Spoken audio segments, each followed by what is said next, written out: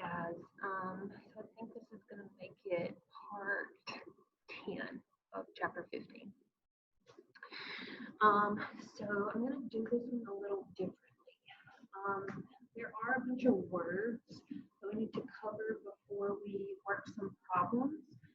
So I'm going to, in the comments or when I figure out how to work YouTube, I'm going to post a link to a PowerPoint. I posted it, or I sent it out via email to my class. I've not had a chance to do that with Mr. Benton's class though.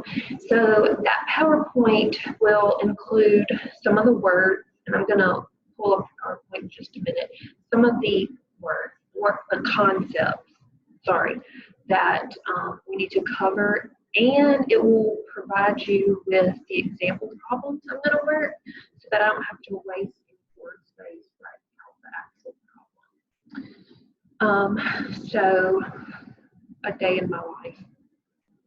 Yesterday, like I had this grand idea.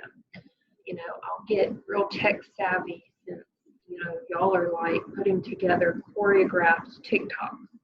Okay, I'll never do that. Good, but hey. I was like, I have a touch screen computer. I should just go buy a stylus and I can just work out the problems on the computer screen and I don't have to record myself writing on a whiteboard. 2 failed attempts of driving all the way to Madison, the best path in Madison. I still don't have the proper stylus that goes with my computer. They're now thinking maybe my computer doesn't support a stylus at all, even though it is touchscreen. So, me being me, I really considered going to buy maybe an iPad or a Surface Pro. I'm trying not to be irrational about it, but I'm also trying to convince my husband that's a good idea without me saying, hey, I think I'm going to buy this $600 tablet just so I can make sure, my students are getting the best of the best. It's probably not going to go for that. Okay. I just thought, I'd catch all up on my life these days. It's been pretty hectic. Okay. So let's go now to PowerPoint. So,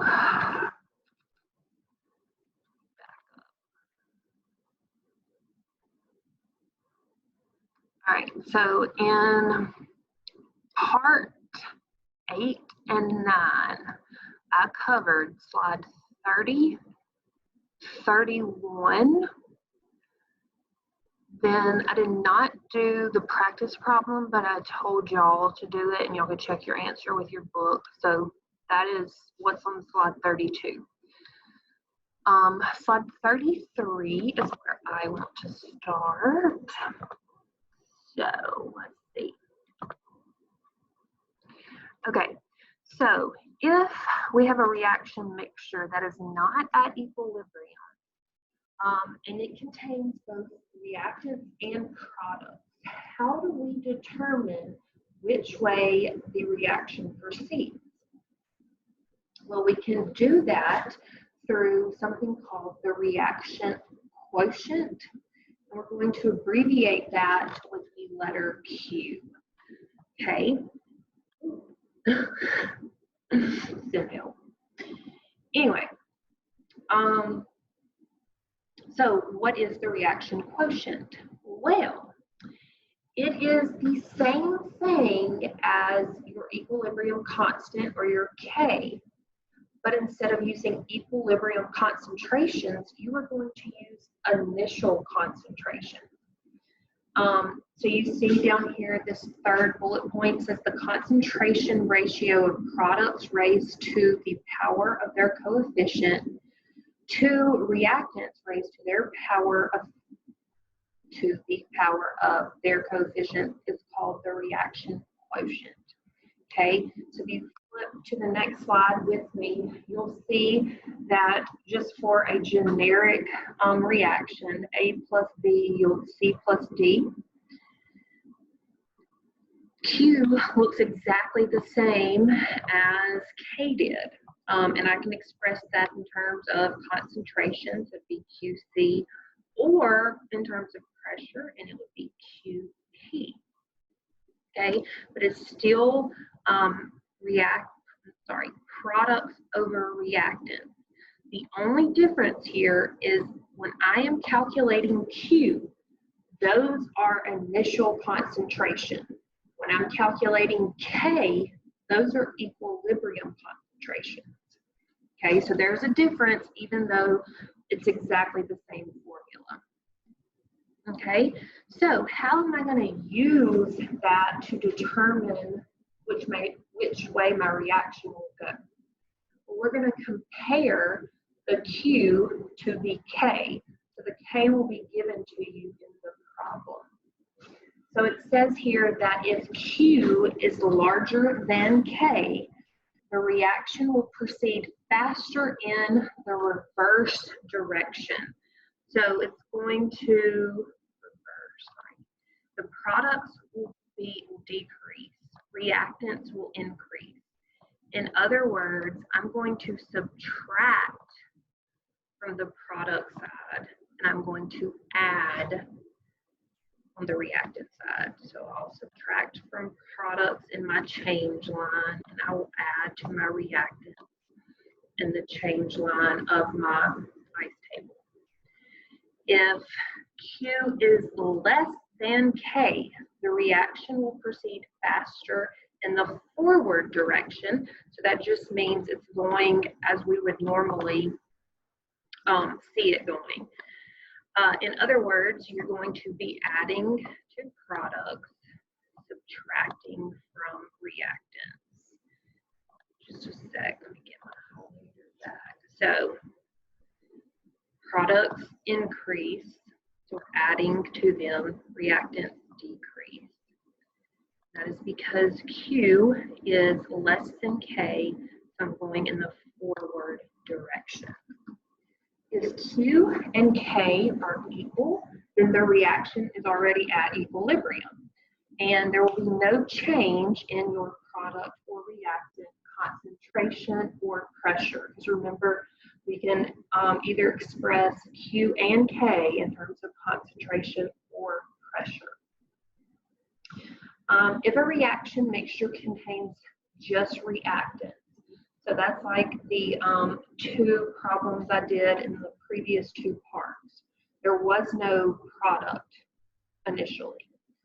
Then your Q is just 0 and it proceeds in the forward direction. So Q is 0 and you go forward direction. Okay. Then if a reaction mixture just contains products, well, same thing. I can't take away from the reactant if I don't have any to start with. So if we plugged that into the Q expression, you would get Q equals infinity. That means that you're going in the reverse direction. Okay.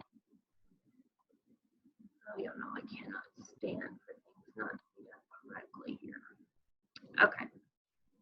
So here's a graph that shows you that if your K is larger than your Q, you're going to the right. Your reaction proceeds to the right. If Q is larger than K, reaction goes to the left. So you decrease your concentration of products while increasing your concentration of the reactants. And if they're equal, they're at equilibrium. All right, so example 15.7. You're given this reaction, I2 plus Cl2 yields 2ICl. You're given the K, given the Kp. So in terms of pressure, it's 81.9. The reaction mixture contains, and then you're given your pressures of the iodine, chlorine, and the ICl. So iodine chloride. So that's both your reactants and your products. Is the reaction mixture at equilibrium? If not, in which direction will it proceed? So all we're asked to do here is simply solve for Q and then compare that to our K. So I'm going to make me full screen. All right.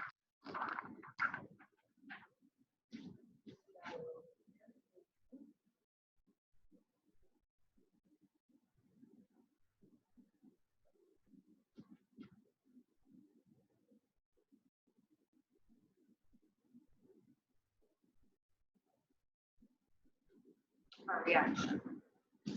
Well, our QP, given pressures, is going to be my products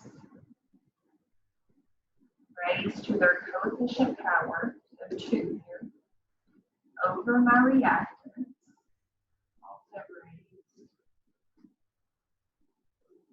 some power if they have coefficients.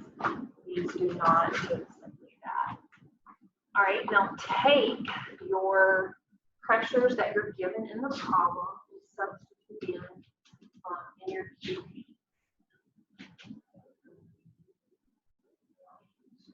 355 atmospheres squared over 0.114 atmospheres times 0.122 atmospheres.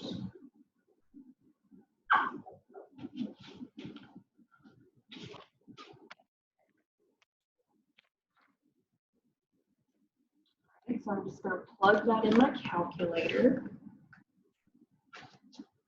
0.355 squared divided by 0.114 times 0.102 equals, I got 10.8.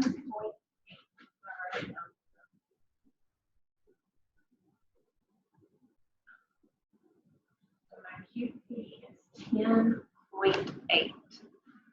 All right, so the question said, is this reaction at equilibrium? Well, in order for it to be equilibrium, my Q and my K have to be equal. They are not equal. My K much larger than my Q.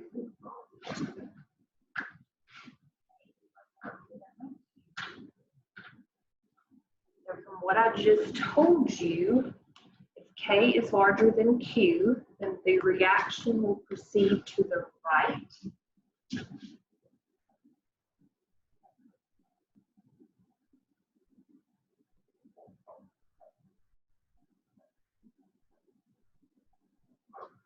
In other words, I'm going to use up my products. I'm going to add to my reactant if I were to make an ice table and do further work there.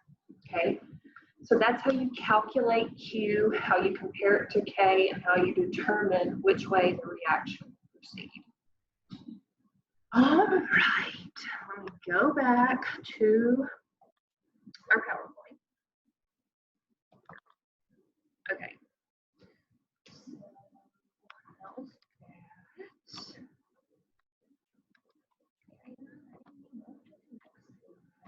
Okay, here we are.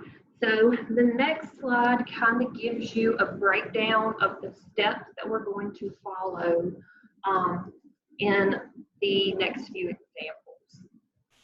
So,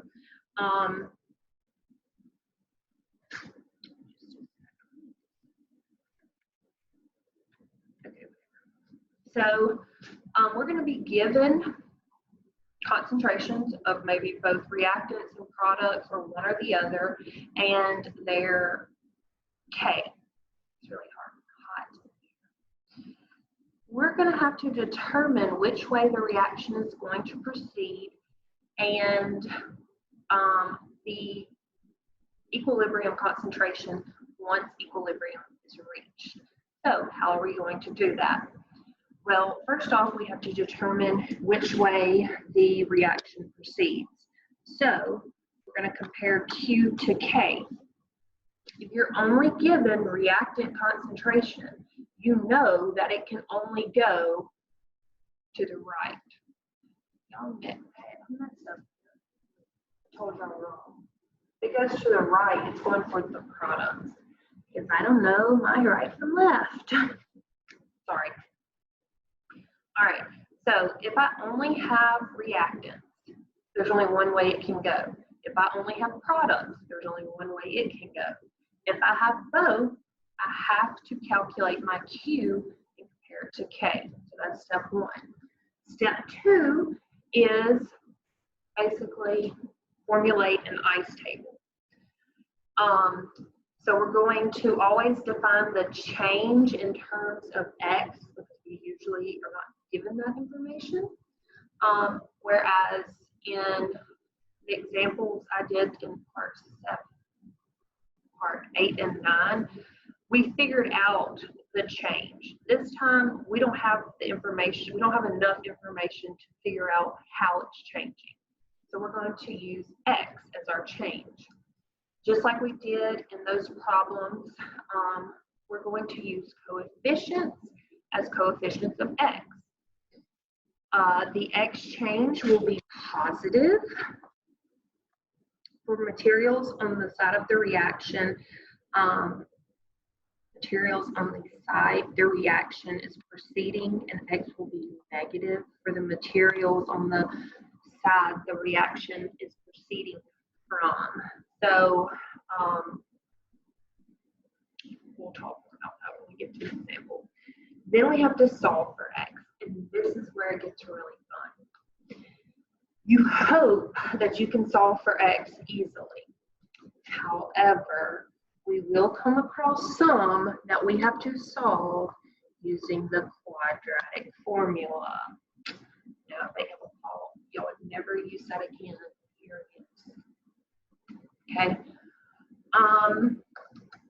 Then it says we could simplify and approximate for large or small equilibrium constants if possible. We will get to those approximations sometime from now. But first, let's focus on doing this, just the basics first, okay? All right, this next slide kind of shows you how we're going to set up an ice table. This should look similar to the ones that we did in the examples previously. The only difference is the change is in terms of X. And so when we write our equilibrium concentrations, we do so in terms of X. Then what we do is we plug that into the K formula, or the K expression, with the given K value, and we solve for X. So if that was just a whole bunch of gibberish, let's find us an example. All right, 15.1 something, I can't see the other number. It says we're given this reaction, and it says the reaction mixture initially contains 0.1 molar NO2. Find the equilibrium concentration of NO2 and N2O4 at this temperature. All right.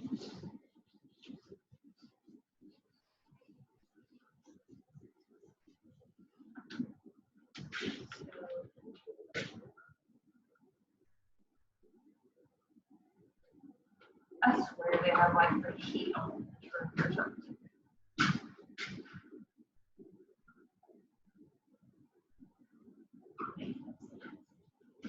All right, the only concentration we're given is the NO2. That's all you're given. You're not given the other concentrations. You assume that they are 0. So we didn't get anything for this, so it has to be 0. So that is my initial line.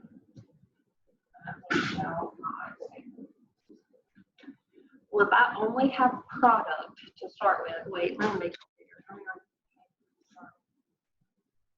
learning.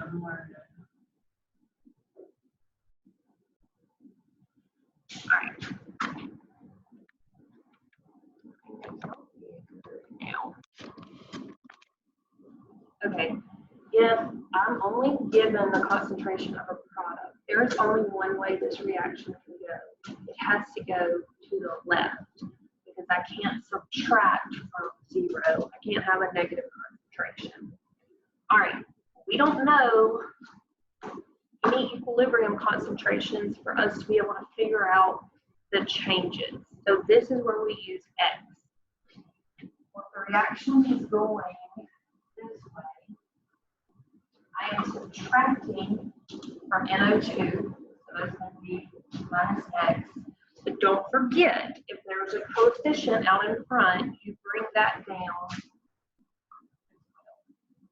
Okay, there's no coefficient here. Since I subtract from this side, I'm adding that to this side. Okay, now you add these two lines together to get your equilibrium concentration in terms of X. So here it would just be X. Here I would have 0.1 minus 2X.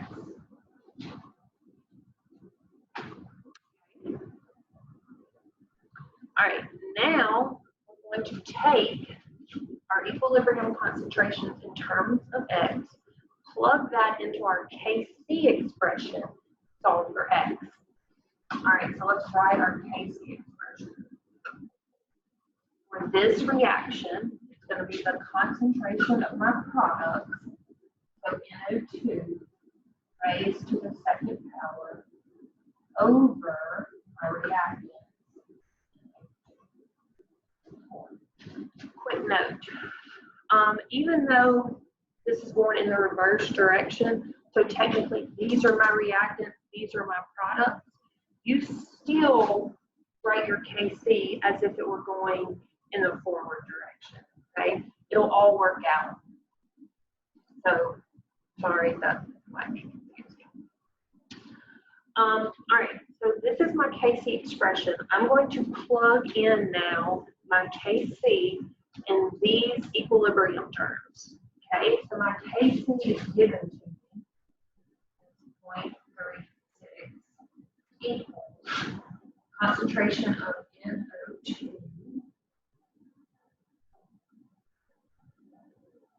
squared over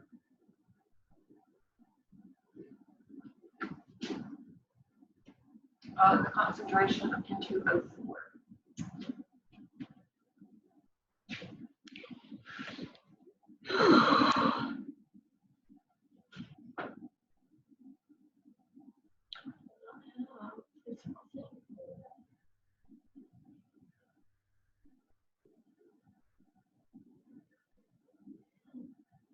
All right, so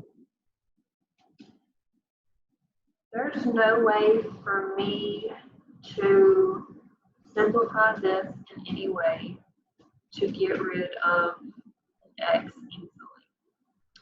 So we have to use the quadratic equation, the quadratic formula.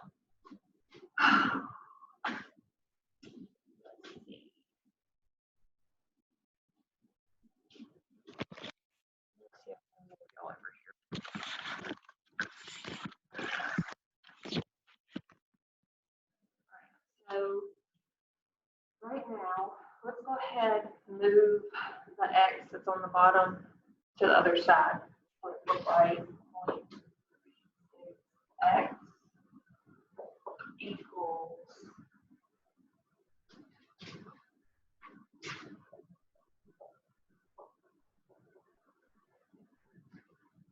this is what I've simplified our Kc expression to. Now I need to FOIL this parentheses. What am I trying to say? Or if you don't remember how to go through and square this, write it 2 times. It's the same thing as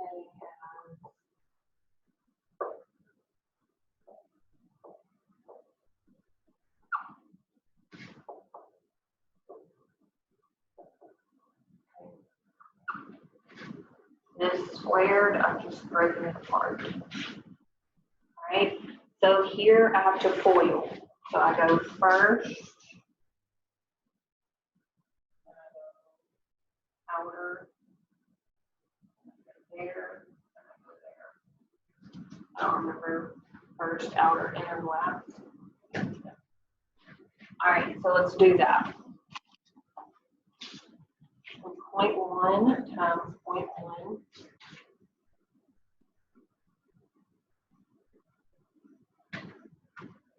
And 0.1 times 2.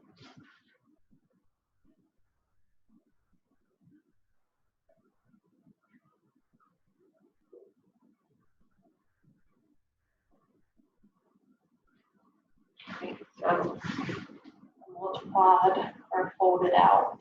Again, I didn't have to write this like this. If you know, I think the square of that, I think the square of that, multiply those together times 2, you can do that. It's fine. I'm just trying to show you that don't remember what's going on. All right.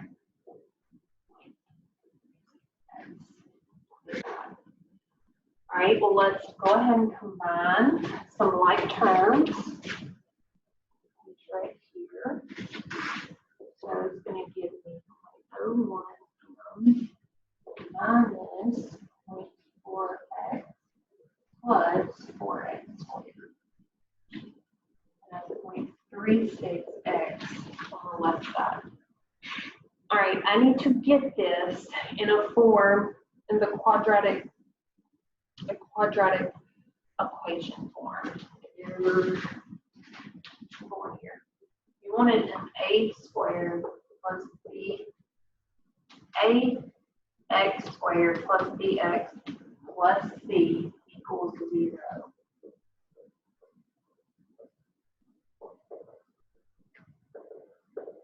It's a quadratic equation. So we can solve for our x using the quadratic form.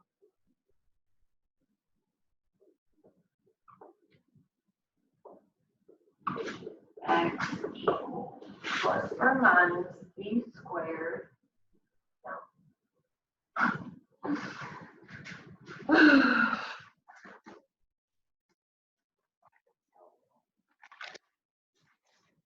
I not get my life together. It's probably just camera shot. I know this. All right. Negative b plus or minus square root of b squared minus 4ac all over 2a.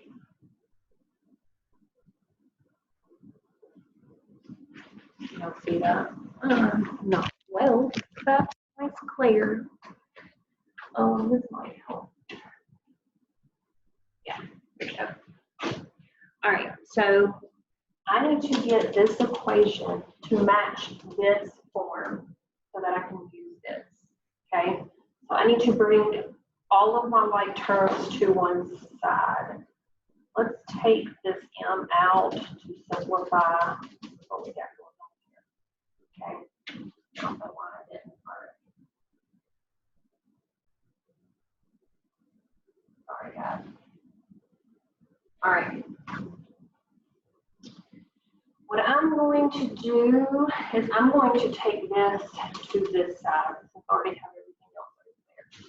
But when I do, I'm going to arrange them x squared, x, and then constant. So I got 4x squared. I'm going to subtract this from both sides. So they're both negative, so I add them together.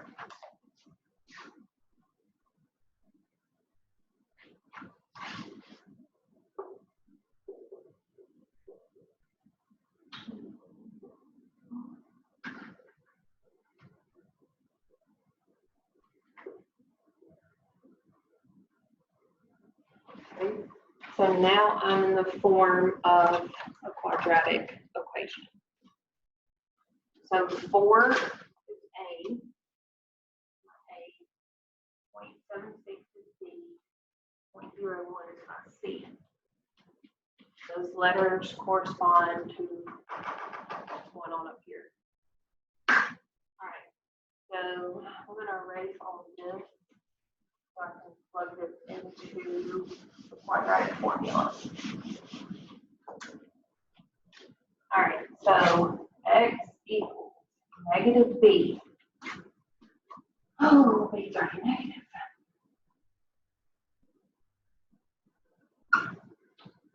Plus or minus b squared. When I square b, since it's negative, it will be positive. So I'm just going to go ahead and drop that.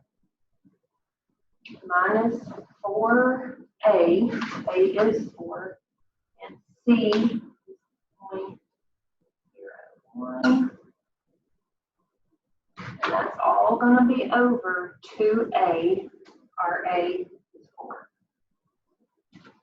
Okay, so I've just plugged a, b, and c into this formula. All right, well, let's simplify some things. All right, so x equals is just going to be 0.76 plus or minus. Go ahead and take the square root.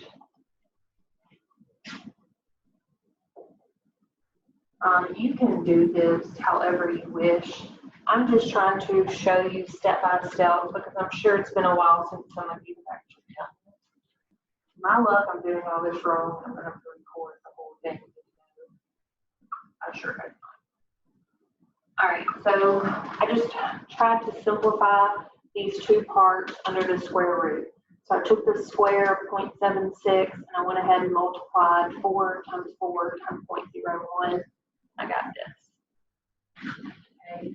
And on the bottom, 2 times 4 gives me 8. All right, so let's go ahead and take care of this square root up here. So 0.5776 minus 0.16, and I get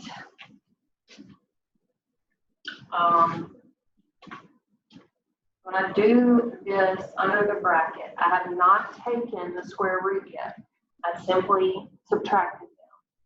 I get 0.4176. Okay, now I'm going to take the square root of that.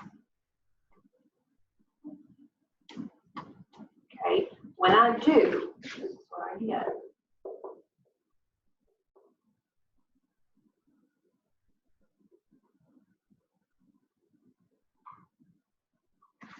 I got, for my square root part, I got 0.646, okay? So now, I'm going to get two answers from this. I'm going to say 0.76 plus 0.646 divided by 8. Then I'm going to say 0.76 minus 0.646 divided by 8, okay? So you always get two numbers from this. And I'll tell you in just a second which one you use.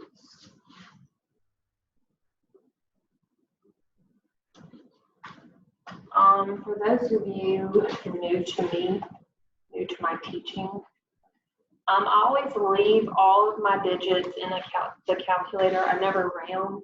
So if your numbers aren't exactly like mine, that is because I just say like blank divided by answer or whatever, okay?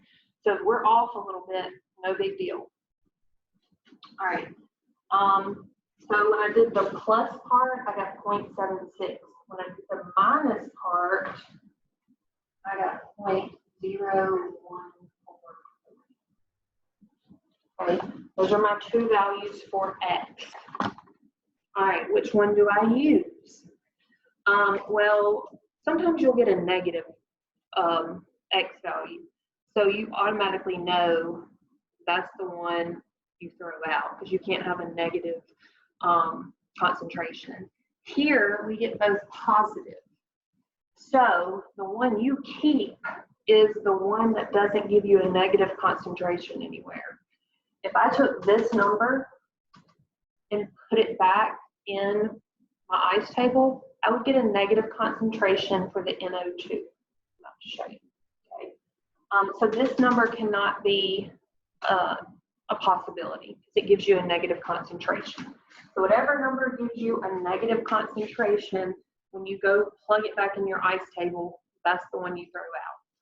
So here's our X value. All right, what do we do with that? Go back to the other board. The whole purpose of all of this was to find our equilibrium concentration. So I wanted to know the equilibrium concentration of N2O4 and the equilibrium concentration of NO2.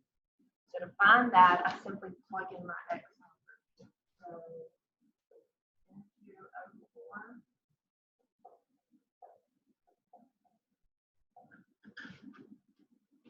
it's just X. I added polarity because that's the unit down here. All right. 2. So 0.1 minus 2 times X.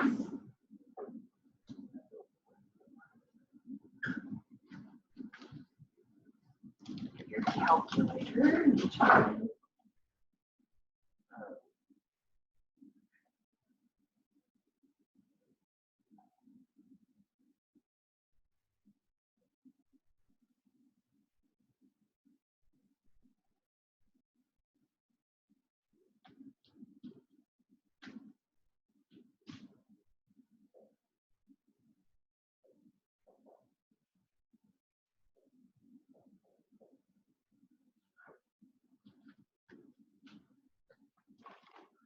So for my NO2 concentration, I got 0.0174.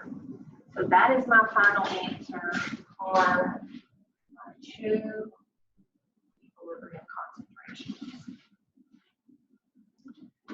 I'm praying that this is right and I didn't mess up somewhere. Y'all are here to correct me and I don't have to redo this whole video. It is hot. All right, I'll send y'all my, wait, what am I trying to tell you? Oh, I'll send you a link to my GoFundMe so that y'all can donate money so I can get me a new tablet so that I can just write all this on the screen and I don't have to move from whiteboard to whiteboard. I will see y'all very soon. Bye.